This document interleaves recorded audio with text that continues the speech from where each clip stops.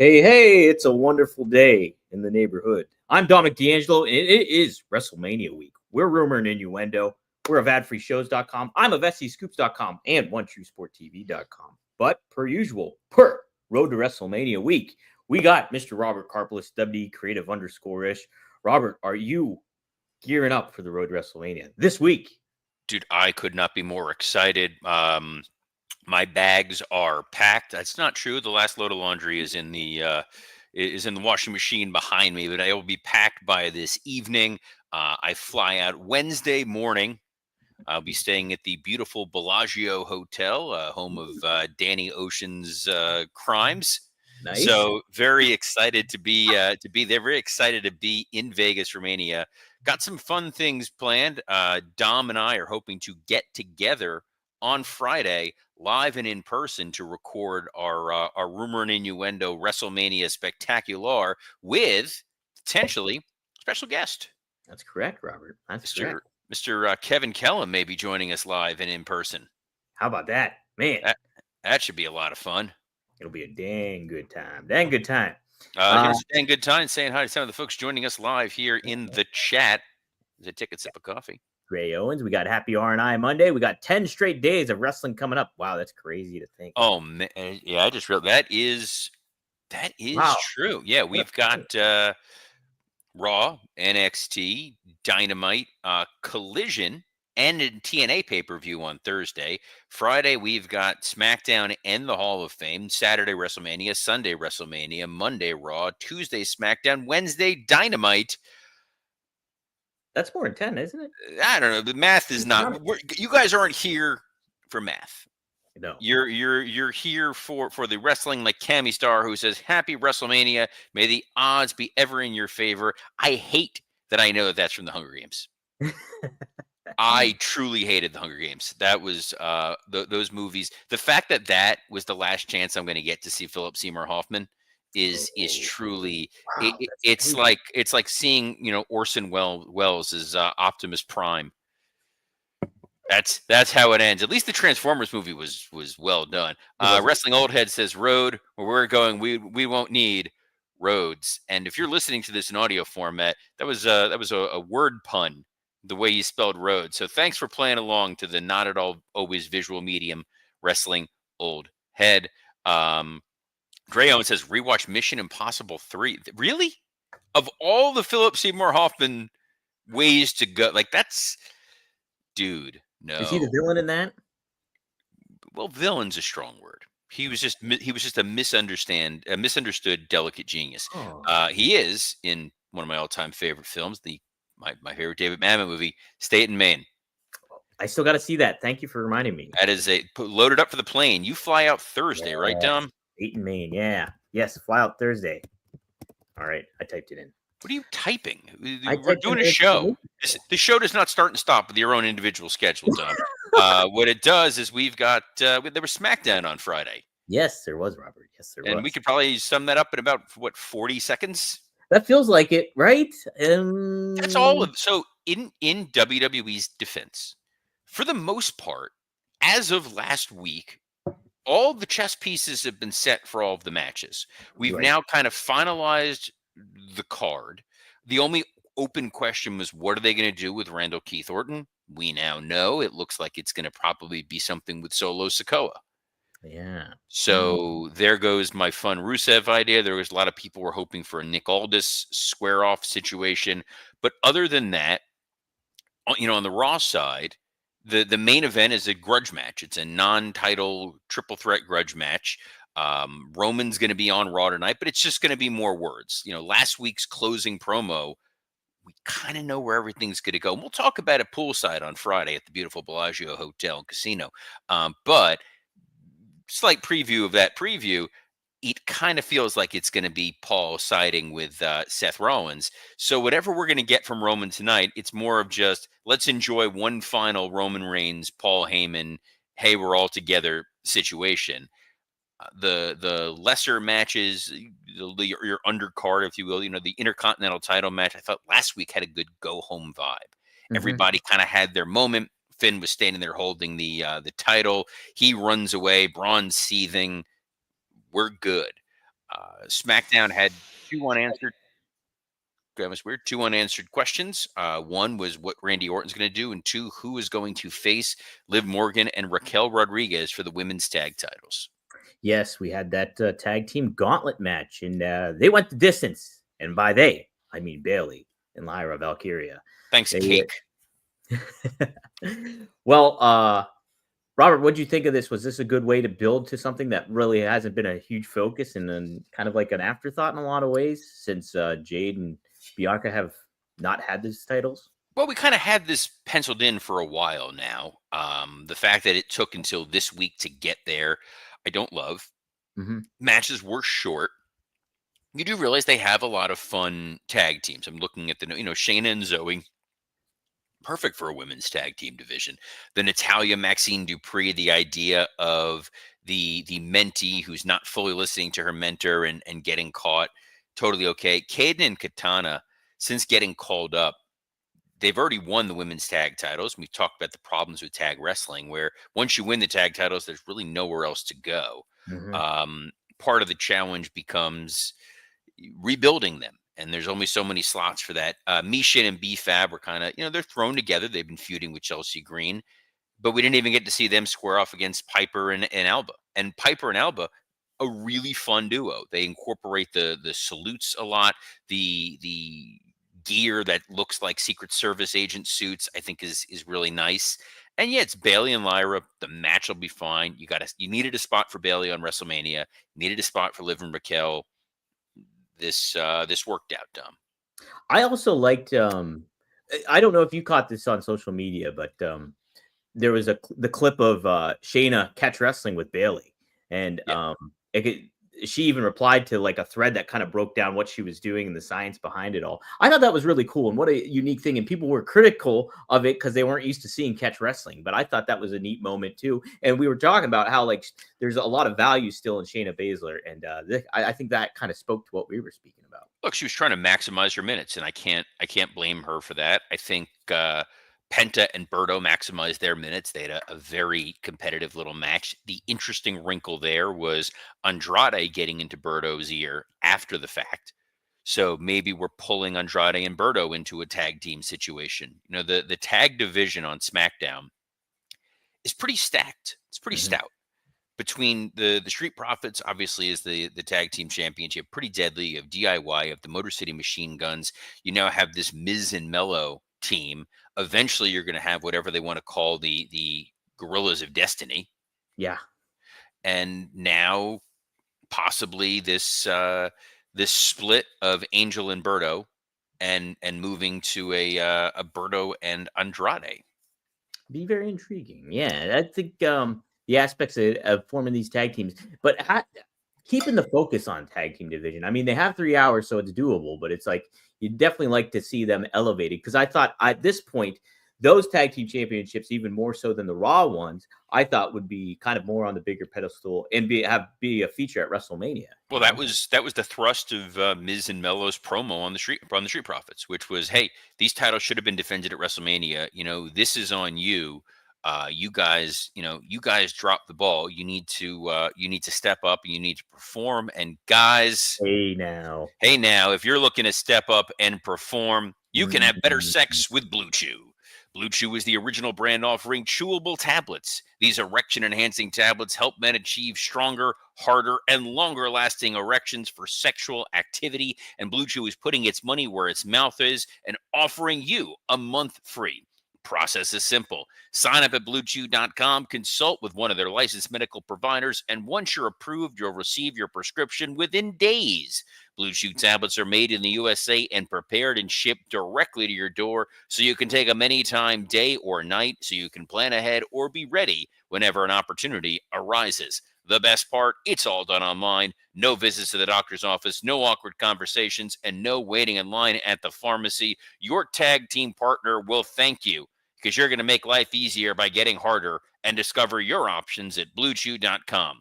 We've got a special deal for our listeners. Try your first month of Blue Chew free. Visit BlueChew.com for more details and important safety information. And we thank Blue Chew for sponsoring this episode of Rumor and Innuendo.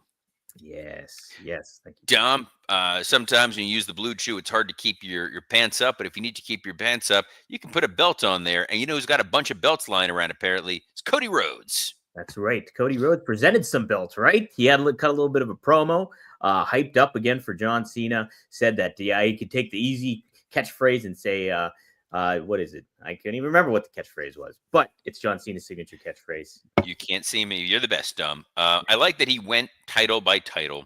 Mm-hmm. He talked about who was the iconic face for each one of those titles. Yeah. I did find it funny that Winged Eagle, he went with Undertaker.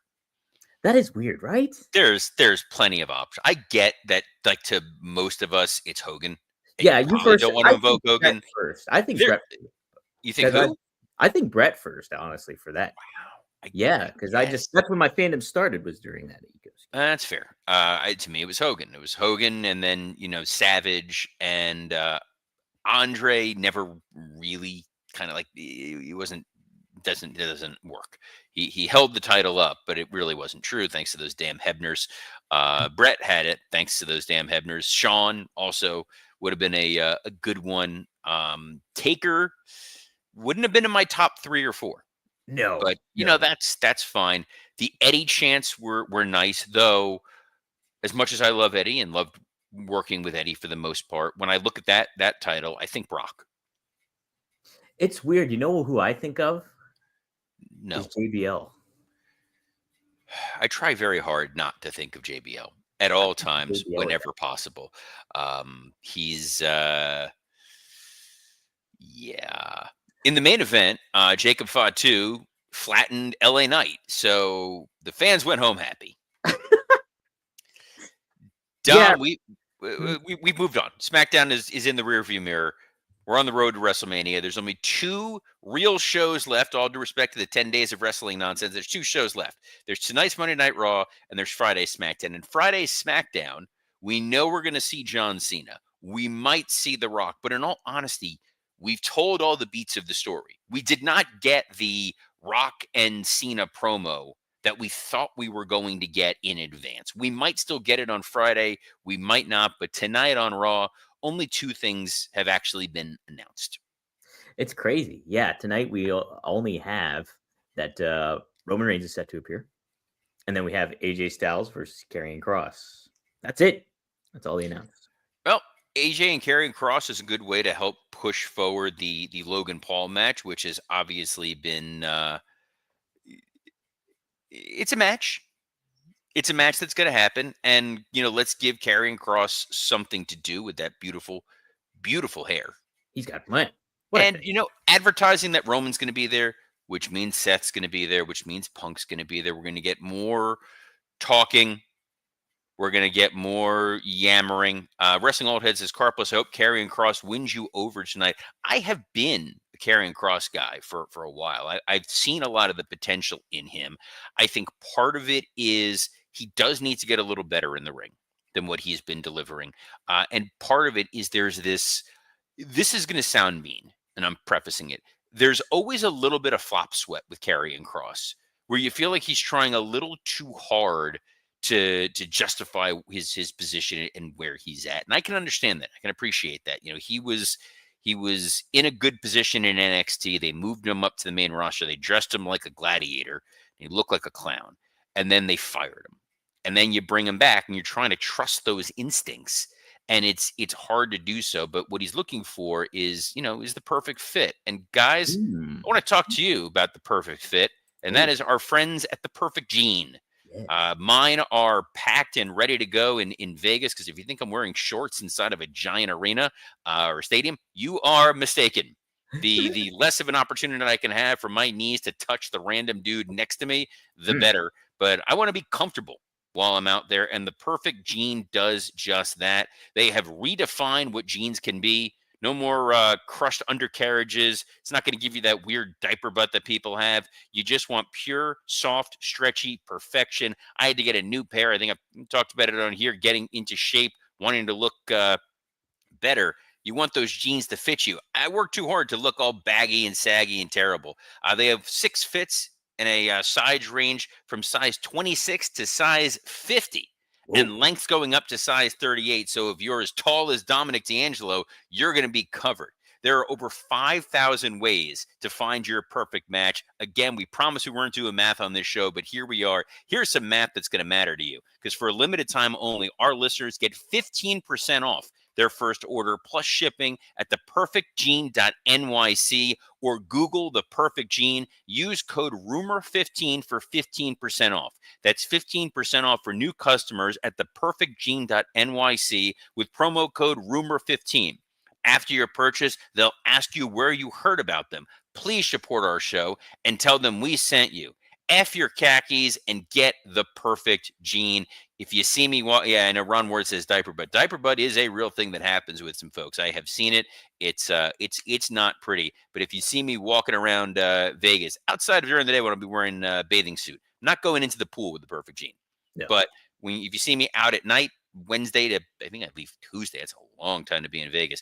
Feel free to stop us, say hi, and admire the majesty of the perfect gene.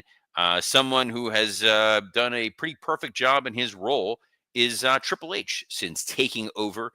The once in future Paul Levesque was on the High Performance Podcast, and he's got some pretty interesting quotes, Mr. D. He sure does. He sure does. I apologize for calling you Mr. D. That was creepy on very, very many. Hey, there's a casino called the D in Vegas too, so we're okay. We're all right. They're not sponsoring us. The hell with them. We're staying on brand. Well, Triple H happened to talk about John Cena's heel turn and went into details about how he approached John about it. And he said, we started to talk about it, and in my mind, John and I just spoke about this the other day. I think it was in his mind too. The safe thing to do is a year-long tour where he goes town to town and he does his greatest hits. It's safe and it's easy and it's fun. But as a performer, you're sort of going through the motions. You're playing the same concert you played a million times. People love it, but I've seen it. But I went to John and I said, what if we pull a lever that no one wanted to ever pull? What if we turned you heel? Because to me, it sort of felt like if you never do it, you just kind of left it dangling there. So there's some details regarding that. A lot of those do feel like quotes from a Vince McMahon deposition.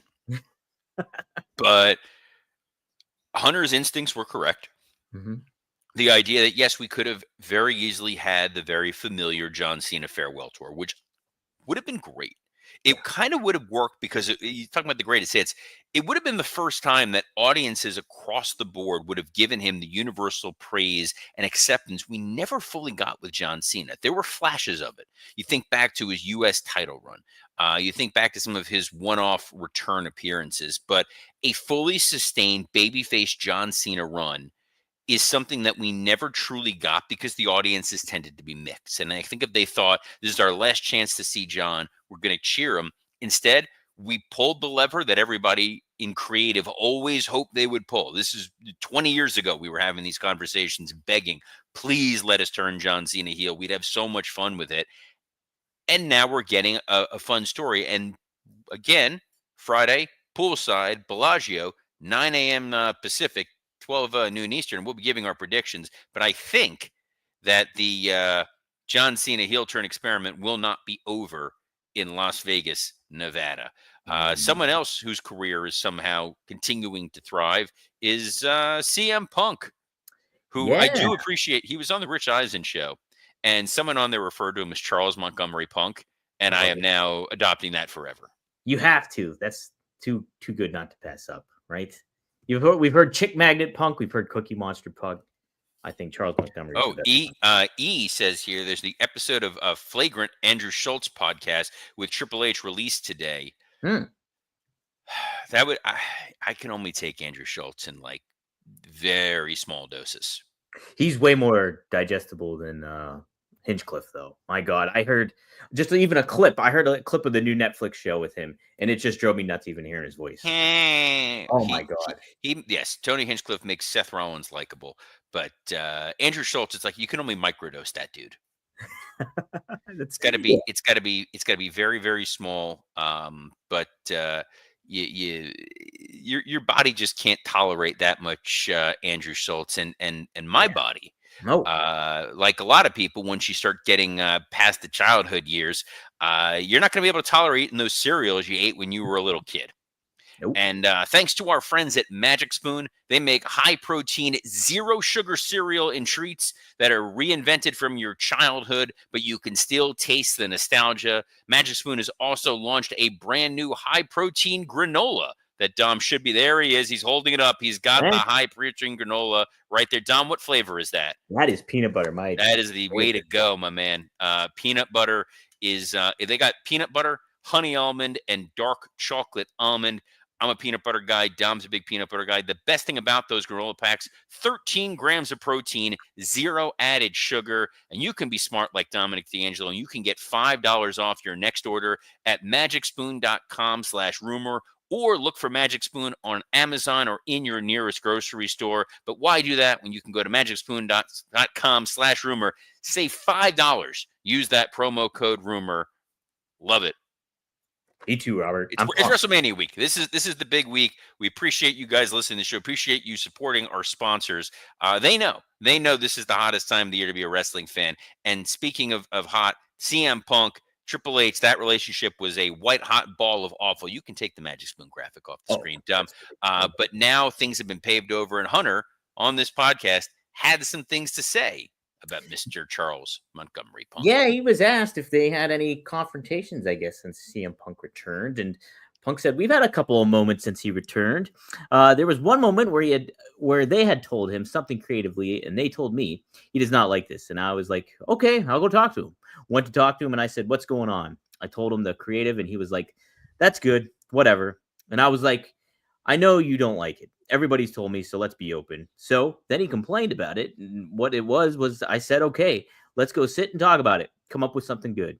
And that sort of changed a paradigm shift for us relationship wise.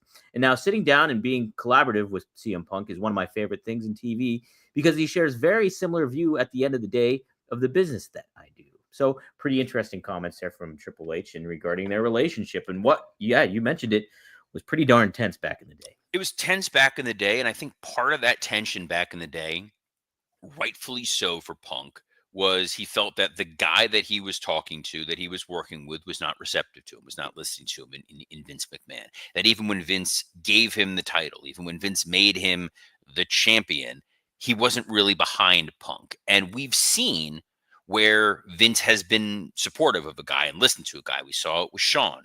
We saw it with Hogan. We saw it with Austin. Punk was not getting what he thought he was. And his tension and dislike of Hunter comes from the fact that when Hunter was a performer, he didn't see Punk as being the value and the talent that he was. So I think now, given the roles that each guy is in, there is a little bit of an understanding, a little bit of a detente, if you will. There's a broad question here from Wrestling Old Head that says, do people feel like WrestleMania 41 is underwhelming because they're comparing it to 40's build? The thing that we don't remember, and this is kind of recency bias, is the build of WrestleMania 40 was an absolute train wreck. It was rough. It was just, yeah.